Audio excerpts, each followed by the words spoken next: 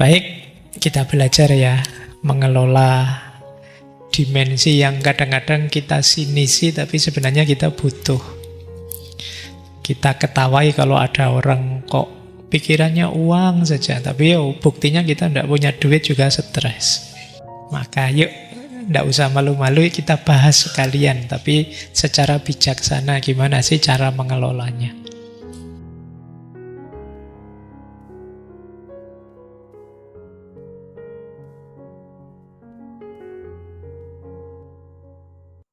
Assalamualaikum warahmatullahi wabarakatuh. Orang berpikir tentang uang, nilai uang di mata kita, cara ideal mengelola uang yang terbaik menurut setiap orang, itu kata Husserl beda-beda. Karena memang orang berpikir tentang uang itu subjektif. Jadi menurut beliau, orang berpikir tentang uang itu sesuai pengalaman hidupnya masing-masing. Bukan berdasarkan teori atau berdasarkan fakta objektif apa. Pengalaman kita dengan uang itu membentuk sikap kita. Apakah kita jadi orang yang hemat, yang boros, konsumtif, atau pelit, dan lain sebagainya, itu sejarah. Orang yang misalnya tumbuhnya di era krisis ekonomi itu mungkin lebih cenderung takut, lebih cenderung hati-hati membelanjakan uang karena khawatir ada krisis lagi. Tapi orang yang hidupnya di era sejahtera, era ekonomi jaya, itu biasanya lebih berani belanja, berani konsumsi. Ini sikap mental.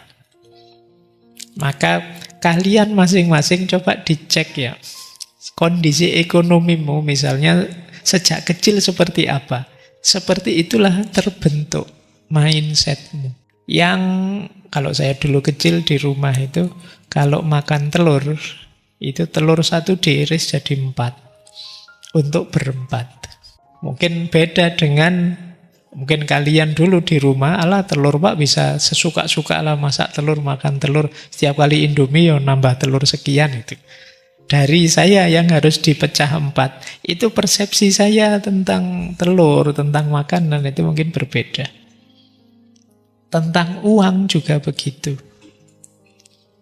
Kalian mungkin kaget lihat temanmu sekali makan ratusan ribu padahal masih mahasiswa. Sementara kalian makan bakso 20.000 mengkerut ke anumu. Nah, mahal ya, bisa begitu. Jadi dari mana sejarah? Masing-masing orang beda. Jadi orang berpikir tentang uang itu subjektif. Maka menurut Husserl tidak ada cara yang benar, yang universal mengelola uang. Yang menurut kita masuk akal mungkin bagi orang lain tidak. Ini maksudnya nanti kita jangan suka menghakimi orang. Jangan suka mencela gaya hidupnya orang. Mereka anak sejarahnya masing-masing. Orang yang pernah ketipu apa, itu mungkin dia sangat trauma sehingga tidak mau bisnis itu lagi.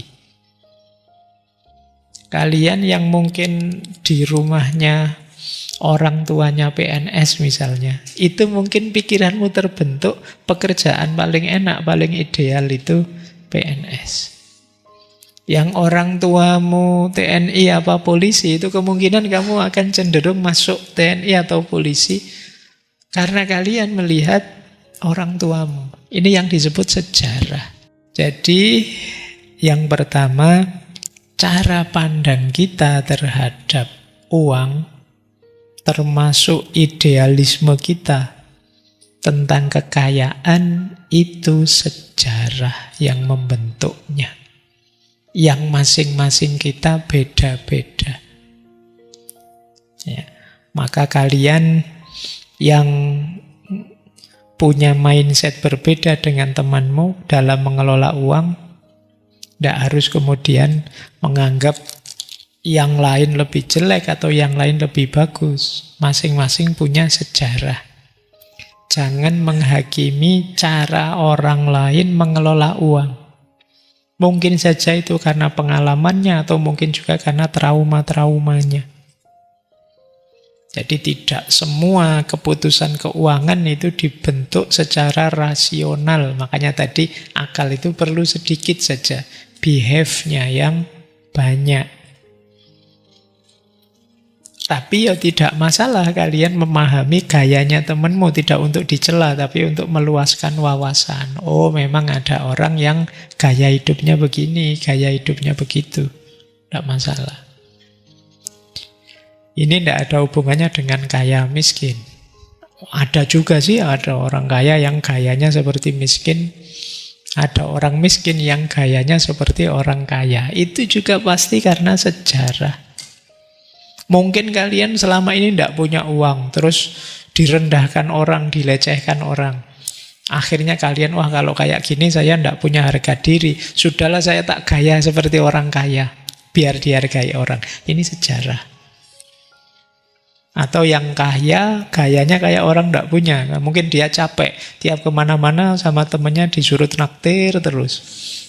Kok aku terus yang traktir? Ya kamu kan yang paling kaya. Oh, besok dia gayanya seperti tidak pegang uang.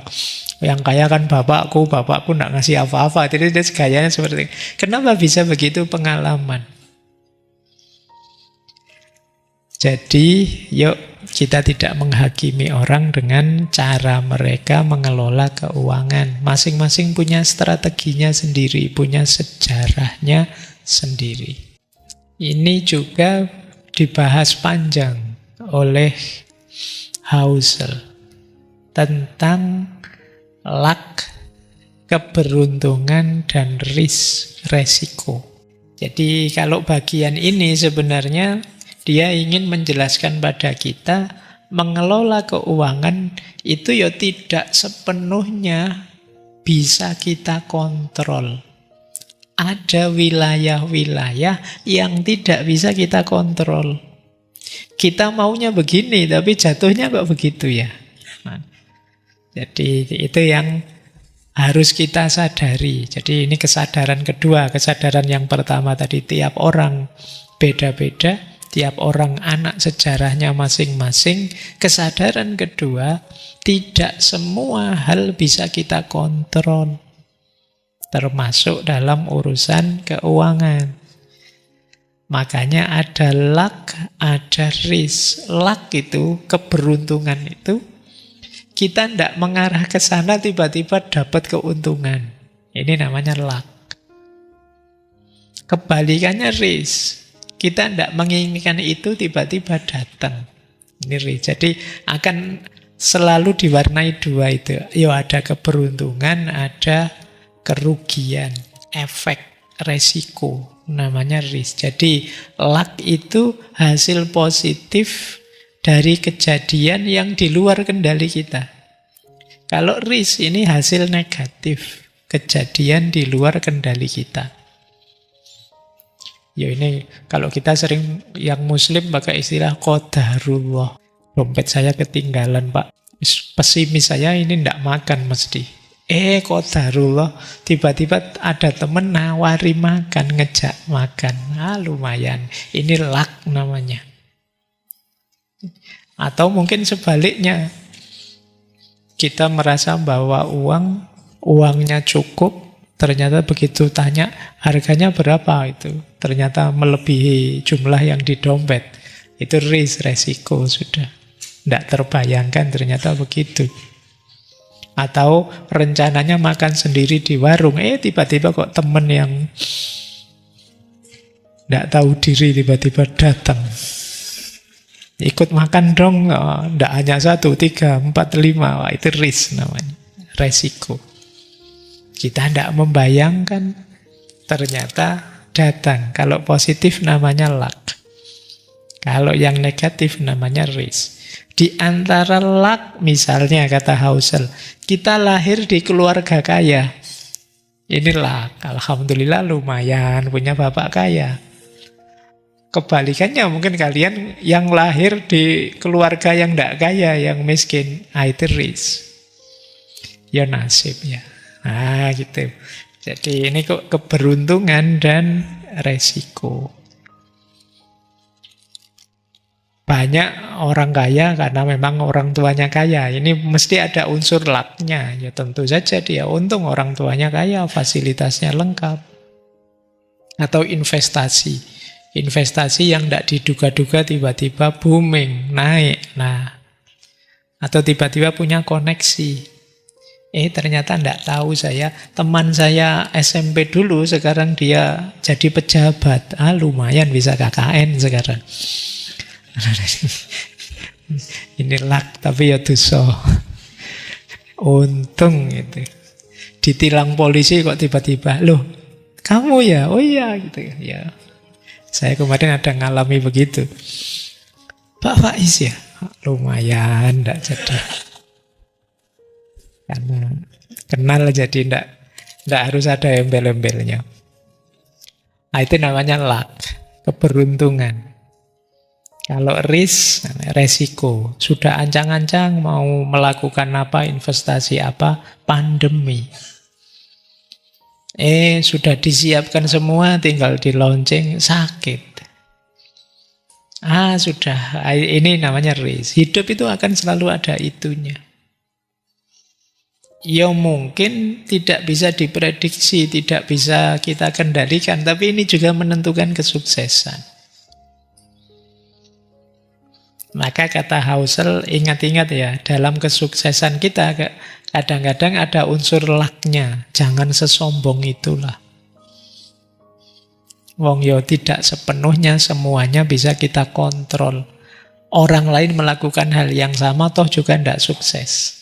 Kita yang sukses mungkin ada unsur luck-nya. Demikian juga sebaliknya. Kalau ada orang gagal atau kita gagal, tidak harus kemudian kita sepenuhnya menyalahkan diri kita. Aku kok tidak pinter ya, aku kok bodoh banget ya, aku kok tidak harus. Kadang-kadang memang hidup ini ada unsur risknya, ada unsur resikonya. Kita sudah mati-matian merancang, ternyata hal tak terduga terjadi, resiko. Jadi tidak kemudian kita menyalahkan diri kita sepenuhnya. Misalnya kalian sudah belajar mati-matian, waktunya dapat nilai, dosennya sedang stres urusan apa, terus jadi kejam sekali ngasih nilainya. Itu resiko, tidak apa-apalah. Yang kok nilainya jelek karena dosennya sedang bad mood misalnya. Nah itu resiko. Kalian kan tidak bisa ngontrol. Nah hidup itu penuh yang seperti ini. Kadang ada luck, kadang ada risk. Siaplah menghadapi dua-duanya. Tidak semua hal bisa kita kontrol, kita kendalikan. Maka kata Husserl, jangan menganggap semua hasil bagus itu karena kepintaran. Pinter banget ya orang ini bisa sukses. Pinter banget ya orang ini bisa menghasilkan ini, menghasilkan itu. Mengapa? Banyak orang sukses itu karena keberuntungan.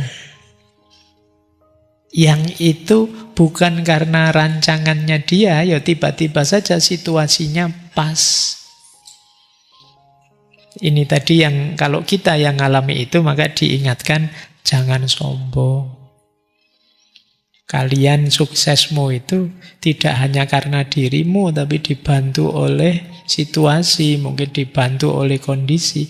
Kalau kita yang beragama, ya karena diridhoi Allah. Allah tidak meridhoi, tidak jalan. Kemudian juga jangan menganggap semua kegagalan itu karena kebodohan. Banyak orang gagal karena muncul resiko yang tidak bisa dia kontrol. Ini kita juga harus sadar itu. Jadi sampai di prinsip kedua ini kita diingatkan jangan gampang memvonis, jangan gampang ngejudge orang. Kamu kok bodoh banget toh ya? Kamu kok ndak pinter banget toh ya? Wong cuma gitu aja loh. Iya sih, tapi kan ada unsur risk yang tidak terduga. Secara rasional sih cuma gitu, tapi kan situasi tidak terduga itu tidak diprediksi, tiba-tiba muncul. Kalau di buku itu Housel mencontohkan Bill Gates. Bill Gates ini yang kita kenal ya, kiprahnya di dunia perkomputeran.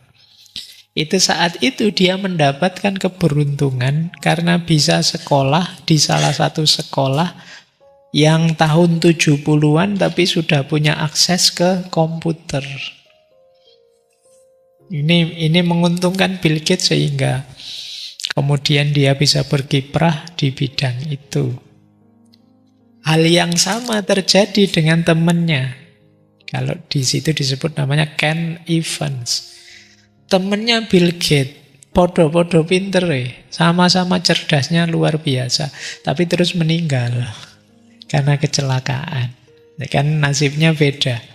Yang satu ketemu resiko, yang satu ketemu luck, keberuntungan.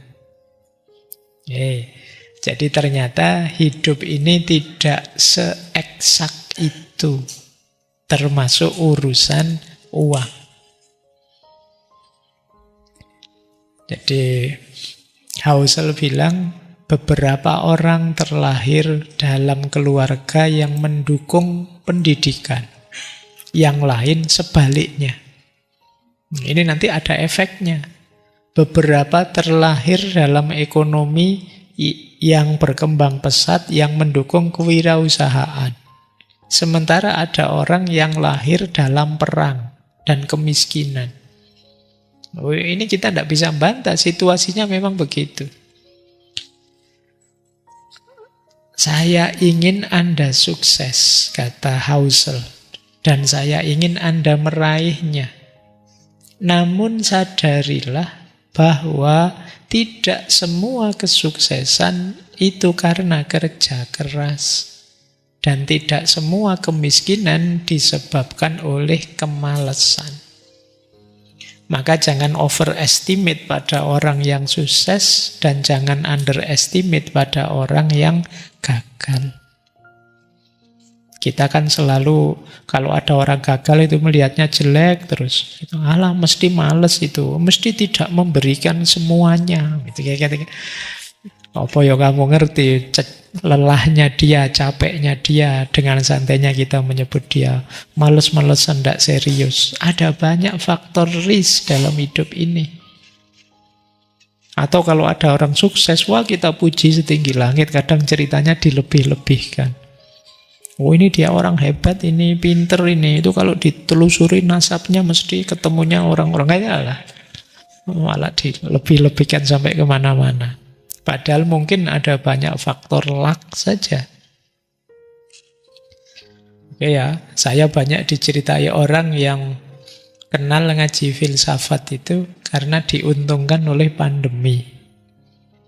Jadi ngertinya pandemi, sebelumnya tidak ada orang kenal ngaji filsafat, tapi begitu pandemi terpaksa orang di rumah, daripada nganggur, terus ketemu ngaji filsafat terus kenal. Banyak yang begitu. Itu kan ini yang disebut faktor. Saya tidak bisa mengendalikan. Pandemi bukan ciptaan saya. Tapi diuntungkan oleh itu. Itu namanya faktor luck. Atau mungkin kan banyak yang bilang, Pak, saya kalau dengerin ngaji itu terus bisa tidur misalnya. Saya diuntungkan dengan mentalnya orang hari ini yang suka overthinking jadi sulit tidur. Ngaji filsafat mengambil keuntungan dari situ. Itu namanya luck. Makanya kalau ada yang tanya, apa Pak rahasianya kok bisa sukses? Saya tidak pernah merancang untuk bisa sukses. Ya jalan-jalan sendiri ketemu keberuntungan ini, keberuntungan itu. Baik, jadi ini harus kita pertimbangkan juga. Jadi mengelola uang sebelum segalanya nanti kita merancang sampai detail, ayo diingat-ingat ya. Hidup ini tidak seeksak itu, tidak sepasti itu. Masih ada luck and risk. Ini kalau dibawa ke tasawuf lebih tajam lagi ini kan. Kita itu kuasanya hanya merancang. Yang menetapkan hasilnya, yang mengintervensi segala yang tidak mungkin jadi mungkin, atau yang seolah-olah sudah pasti jadi tidak mungkin, Apa yang tidak bisa, yang Allah lakukan, yang Tuhan lakukan. Itu faktor luck and risk-nya lebih besar bagi kita yang beriman. Makanya jangan sembrono, jangan sombong. Ternyata hidup kita yang tidak sepasti itu. Baik, kita lanjutkan. Nah, selanjutnya Husserl juga membedakan antara rich and wealth. Rich itu kaya. Sebenarnya maknanya sama, cuma wealth itu orang sering menerjemahnya kekayaan. Kata Husserl, you can be wealthy and not rich. You can be rich and not wealthy. Ini kalau diterjemah letter bisa engkau bisa kaya tapi sebenarnya tidak kaya.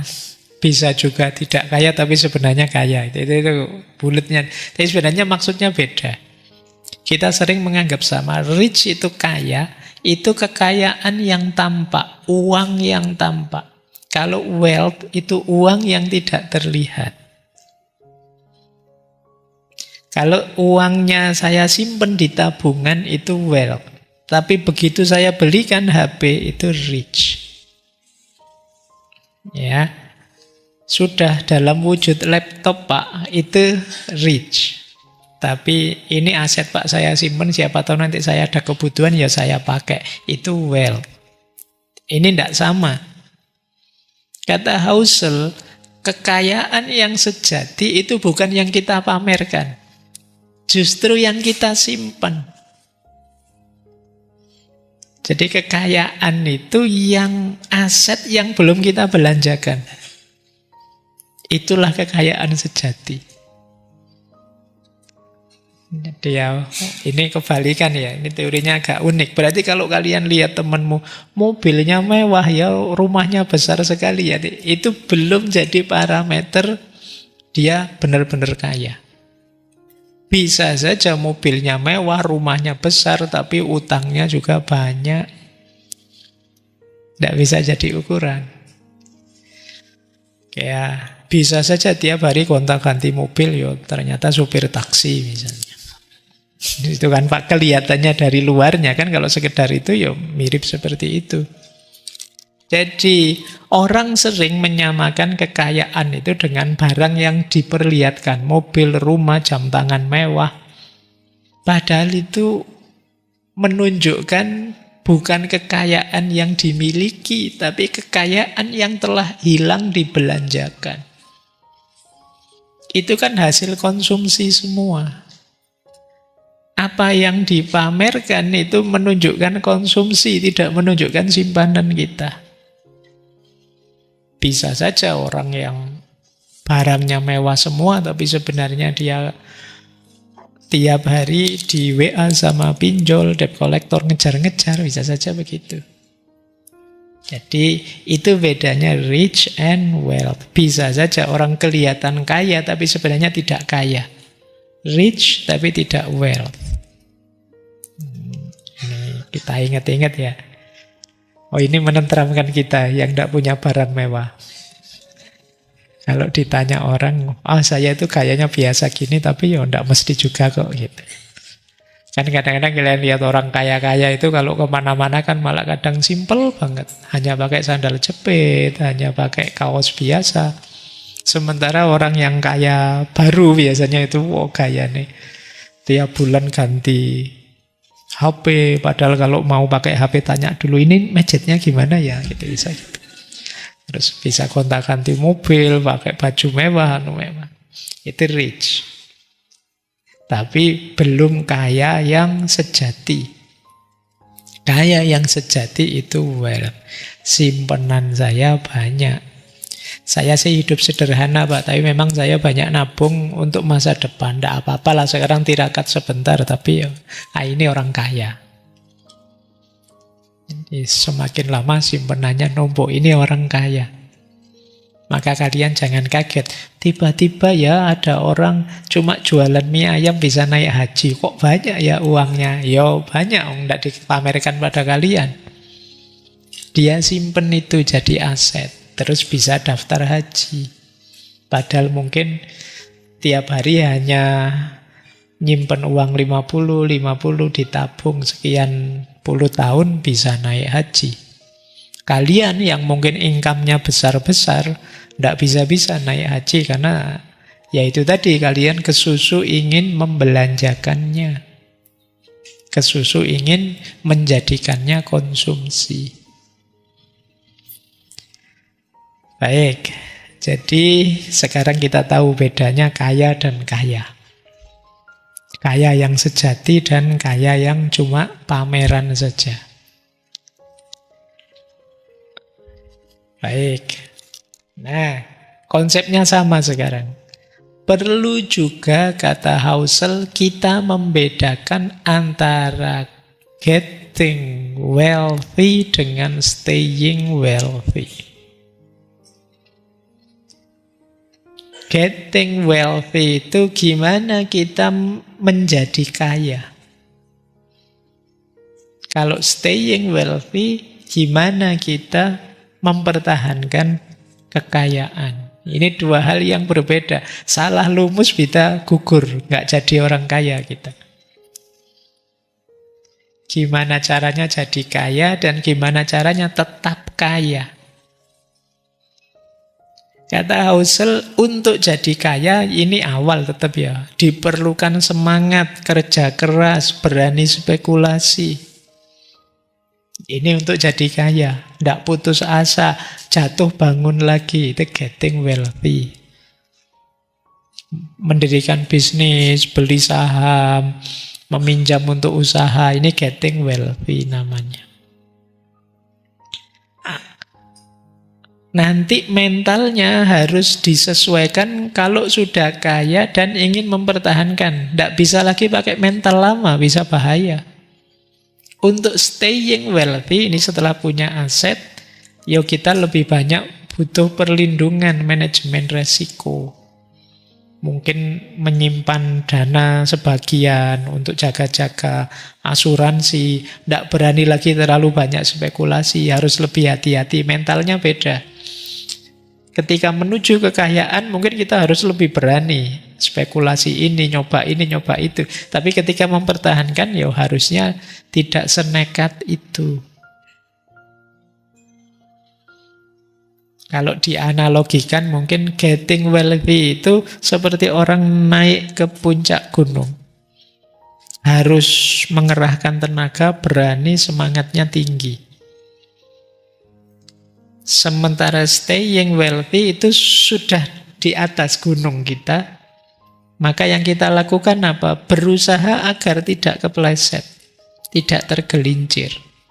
Butuh seimbang, fokus, waspada. Ini staying wealthy. Banyak orang yang bisa menjadi kaya, tetapi terus gagal untuk jadi tetap kaya. Kenapa begitu? Mentalnya tidak berubah seperti waktu getting. Terlalu berani spekulasi, terlalu berani mengambil resiko. Tidak tahu kapan harus berhenti, pokoknya ingin ekspansi terus. Salah satunya mesti terus gagal, jatuh.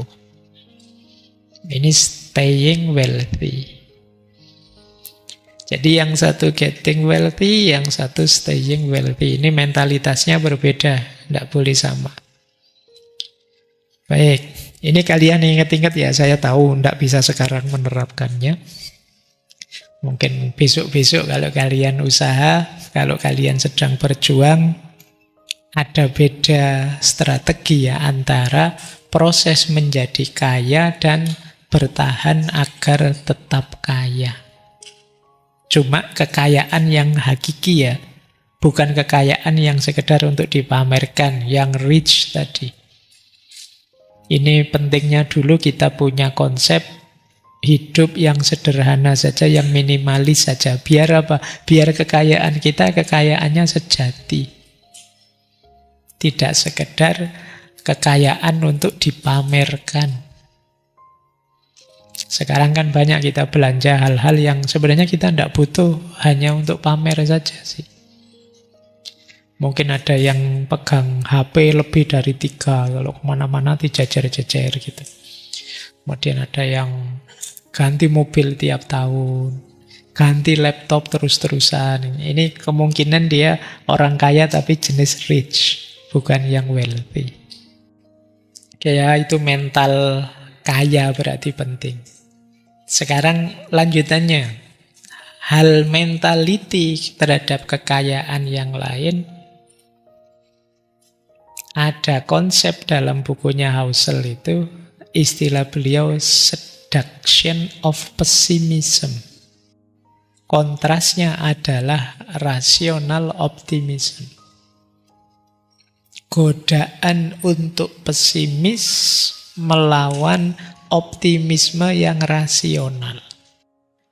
Di antara yang membuat kita sulit kaya, kalau bahasa sederhananya itu tidak dapat banyak uang, banyak di antara kita yang lebih memilih pesimis. Jadi makanya istilahnya seduction, seduktif itu godaan. Kita digoda untuk pesimis. Ya karena pikiran kita itu biasanya kan suka mengarah-mengarah yang nanti kalau gini gimana, kalau gitu gimana. Biasanya jatuhnya terus pesimis, jadi kita tidak berani. Kenapa sih pesimis itu kok rasanya begitu menggoda? Kata kalau di Husserl ada beberapa alasannya sih. Yang pertama, karena biasanya orang itu kalau sudah pesimis itu kelihatannya kayak serius banget. Iya ya, ini bisa saja gagal. Kalau begini nanti saya bisa rugi sekian, bisa. Itu kelihatan orang yang mikir, orang ngeritik, itu kan biasanya nyari sisi negatifnya. Itu kan jenis pesimis itu rasanya lebih mantap daripada orang yang bilang, udahlah bismillah, mulai sajalah, tidak tahu besok apa. Gitu. Itu kita rasanya kurang dalam. Orang yang pesimis itu rasanya lebih dalam. Bismillah ya, nanti Indonesia 2045 emas generasinya. Tapi kita, ala emas gimana? Coba dilihat yang sekarang. Diajak pesimis itu lebih gampang. Emas gimana Pak? Mungkin ya lebih cemas Pak. Faktanya coba dilihat. Nah, terus kamu cari semua fakta yang menggiringmu untuk pesimis. Ini biasanya sering-sering kerjaannya orang pinter. Pertimbangannya banyak, akhirnya tidak melakukan apa-apa. Mikirnya ketahuan. Jadi itulah kenapa kadang saya bilang orang itu kalau usianya sudah tinggi, tambah dewasa, tambah pinter, itu biasanya terus kalau diajak nikah susah. Pertimbangannya banyak. Nanti kalau begini bisa enggak ya? Bisa enggak ya saya membahagiakan istri? Bisa enggak ya saya pokoknya pikirannya panjang, beradaptasi dengan keluarga. Akhirnya enggak jadi-jadi nikah. Ketahuan mikirnya.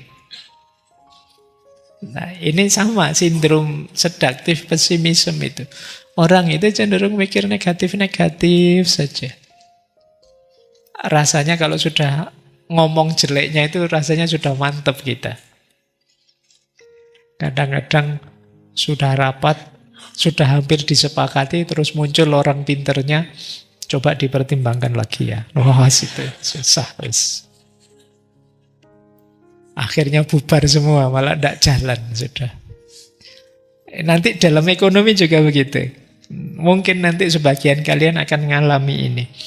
Pingin sifat investasi, tapi nanti kalau rugi gimana Pak? Kalau ditipu orang gimana Pak? Kalau tiba-tiba terjadi krisis gimana Pak? Pikiranmu macam-macam. Terus akhirnya ya tidak jadi. Terus uangnya habis buat beri pulsa sama kuota. Jadi kenapa pesimisme itu menggoda? Ya karena rasanya lebih serius. Menunjukkan kita lebih hati-hati. Lebih mudah menarik perhatian. Berita pun biasanya yang dicari kan yang jenis pesimis ini. Yang tidak pesimis tidak jadi berita. Coba dicek. Berita tentang krisis ekonomi, pasar yang hancur, resesi, itu tetap jadi berita. Dibandingkan berita tentang peluang, inovasi, pertumbuhan, itu tidak ada. Ya kan kita ada itu istilah bad news, good news. Berita peristiwa yang jelek itu ya jadi berita yang bagus. Ini mental pesimisme. Lawannya rasional optimism. Optimis tapi rasional. Tidak kok ngarang saja, menghayal, ngelamun saja. Optimis sih, tapi ya perhitungan. Ya tahu hidup ini nanti ada gejolak, ada masalah, ada problem, dunia yang banyak masalah biasa. Tetap dihadapi. Jadi ya tetaplah kalau ada calon nikah saja. Nanti kalau ada masalah ini, masalah itu, ya dilihat besok lah, dijalani saja. Nah, ini namanya optimis rasionalisme. Kita sering pesimis dibandingkan optimis biasanya. Kalau saya bilang kalian semua besok adalah calon konglomerat itu, dari mana jalannya Pak? Saya itu, kamu tidak percaya diri sudah. Kamu lebih milih optimis, lebih milih pesimis.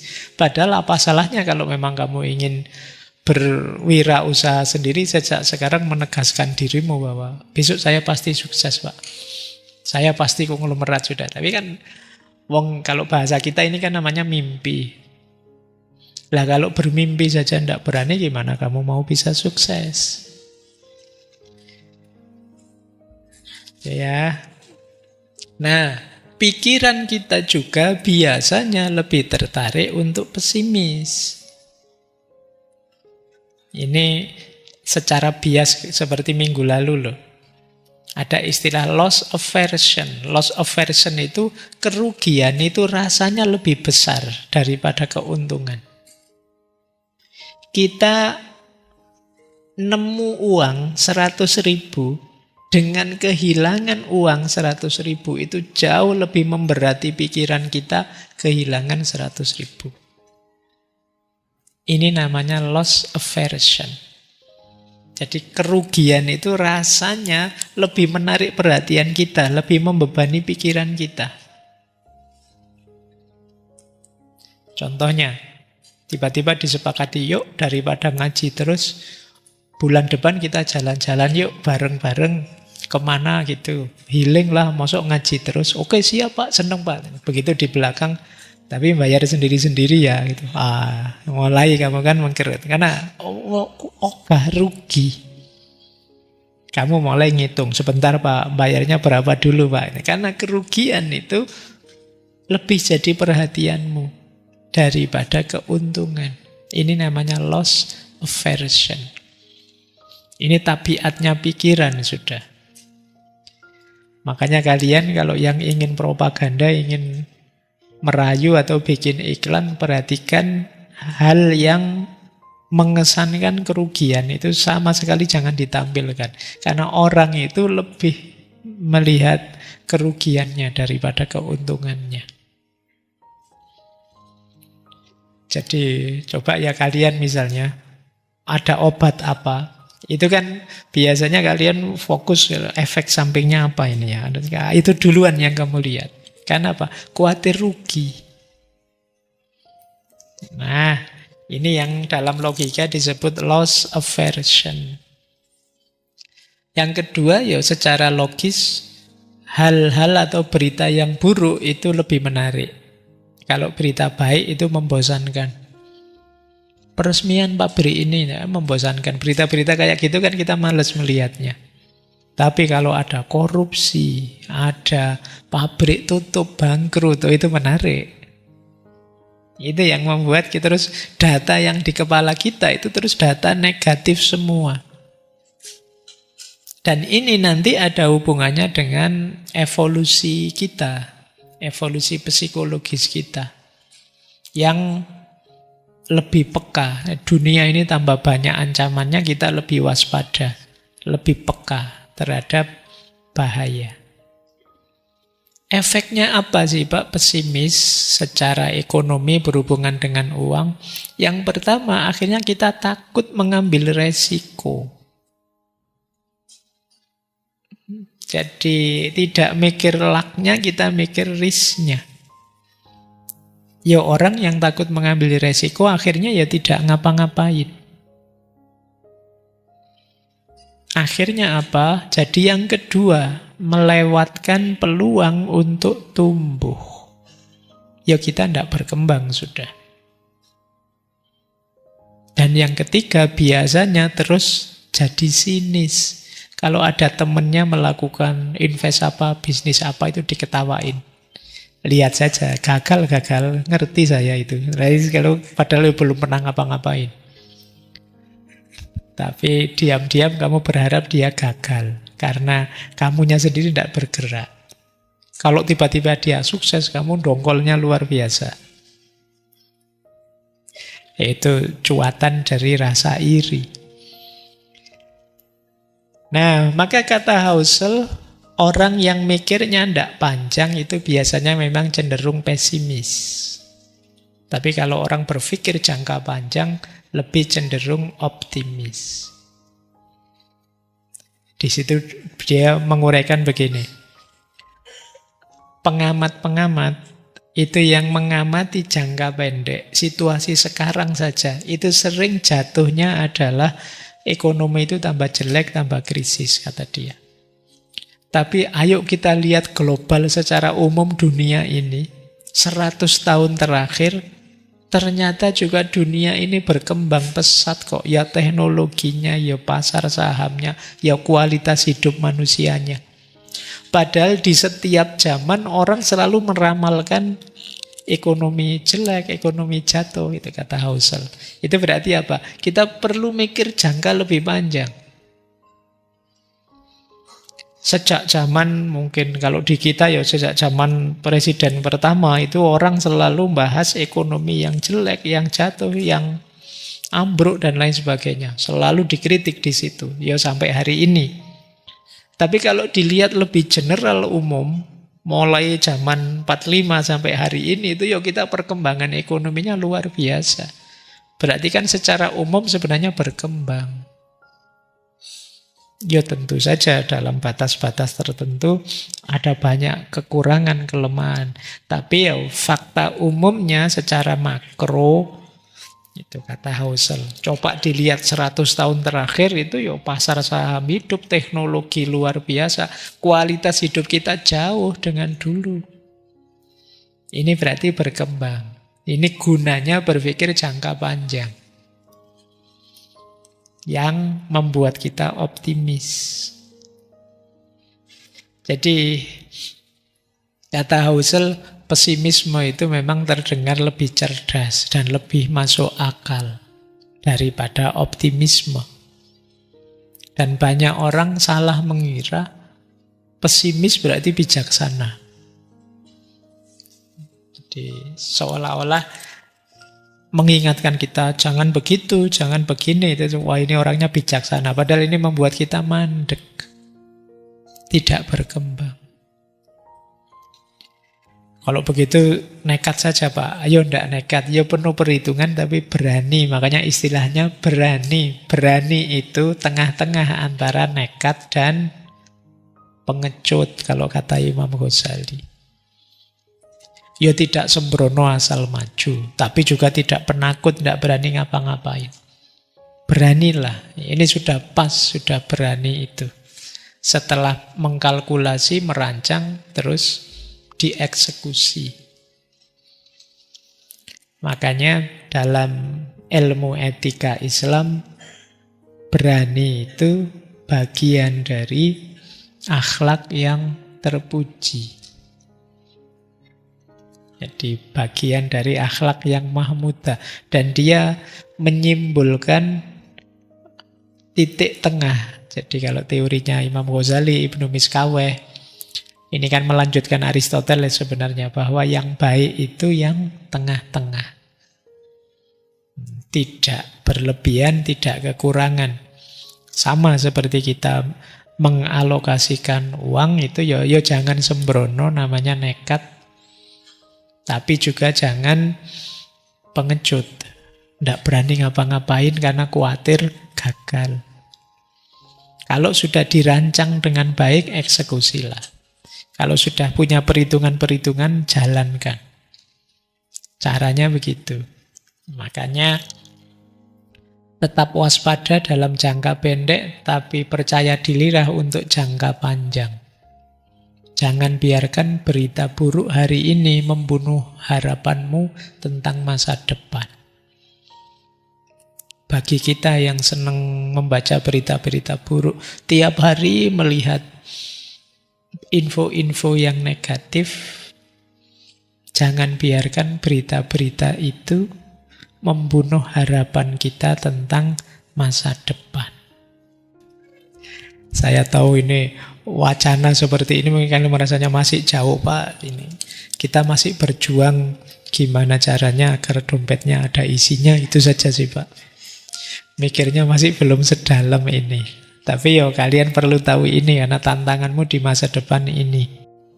Meskipun kalian bukan jurusan ekonomi, mungkin ada yang jurusan pendidikan, ada yang jurusan tafsir, filsafat. Tapi ujian hidupmu besok yang paling besar tetap ekonomi.